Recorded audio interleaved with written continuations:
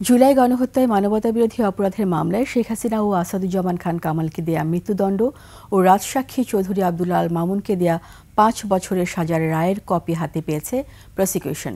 শেখ হাসিনাকে দেয়া আমৃত্যু কারাদণ্ডের বিরুদ্ধে আপিল করবে প্রসিকিউশন। আইন অনুযায়ী 30 দিনের মধ্যে পলাতক দুইজন আপিল না করলে আর সুযোগ পাবেন না। আন্তর্জাতিক অপরাধ ট্রাইব্যুনালের ব্রিফিংয়ে এসব তথ্য জানায় prosecution. Shakir Arzu report. With only one sentence, that is sentence of death. I am Ox. July গণ অভ্যুত্থান পরবর্তী পুনর্গঠিত ট্রাইব্যুনালে ক্ষমতাচ্যুত প্রধানমন্ত্রী শেখ হাসিনা সহ 3 জনের বিরুদ্ধে প্রথম রায় আসে গত 17 নভেম্বর।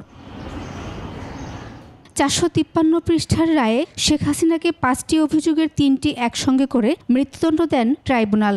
ব্যাপক মাত্রা ও পদ্ধতিগতভাবে হত্যা, প্রাণঘাতী অস্ত্র ব্যবহার, চানখারপুল ও আশুলিয়ায় গণহত্যায় তাকে মৃত্যুদণ্ড দেয়া হয়, আর গণহত্যার উস্কানিদাতা হিসেবে দেয়া হয় আমৃত্যু কারাদণ্ড।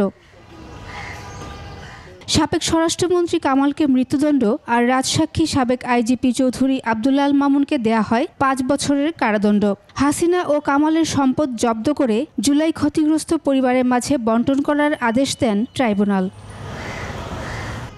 বৃহস্পতিবার প্রসিকিউশন জানায়, জুলাই গণহত্যায় মানবতাবিরোধী অপরাধের মামলায় শেখ হাসিনা ও আসাদুজ্জামান খান কামালকে দেয়া মৃত্যুদণ্ড ও রাজসাক্ষী চৌধুরী আব্দুল্লাহ আল মামুনকে দেয়া 5 বছরের সাজার রায়ের কপি হাতে পেয়েছে প্রসিকিউশন। আগামী 30 দিনের মধ্যে আসামিরা আপিল করতে পারবেন। আসামিদের গ্রেফতার বা আত্মসমর্পণ ছাড়া সেই আপিল করার কোনো সুযোগ নেই।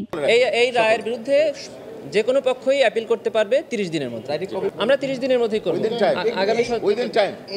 তবে শেখ হাসিনার আমৃত্যু কারাদণ্ডের বিরুদ্ধে আপিলের কথা জানিয়েছে প্রসিকিউশন। আমরা রায় পর্যবেক্ষণ করছি, সিনিয়র প্রসিকিউটর আছেন আমাদের সাথে, চিফ প্রসিকিউটর স্যারও দেখছেন। আমরা প্রাথমিকভাবে সিদ্ধান্ত নিয়েছি যে অভিযোগে সাবেক প্রধানমন্ত্রী শেখ হাসিনা এবং সাবেক স্বরাষ্ট্রমন্ত্রী আসাদুজ্জামান খান কামাল সাহেবকে আমৃত্যু কারাদণ্ড প্রদান করা হয়েছে, এই দুটি অভিযোগের বিরুদ্ধে প্রসিকিউশনের পক্ষ থেকে অ্যাপিলেট ডিভিশনে অ্যাপিল করা হবে এই শাস্তি বাড়িয়ে মৃত্যুদণ্ড করানোর জন্য।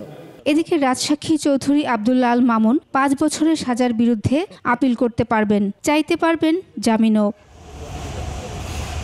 শাকির আরজু, একুশে টেলিভিশন, ঢাকা।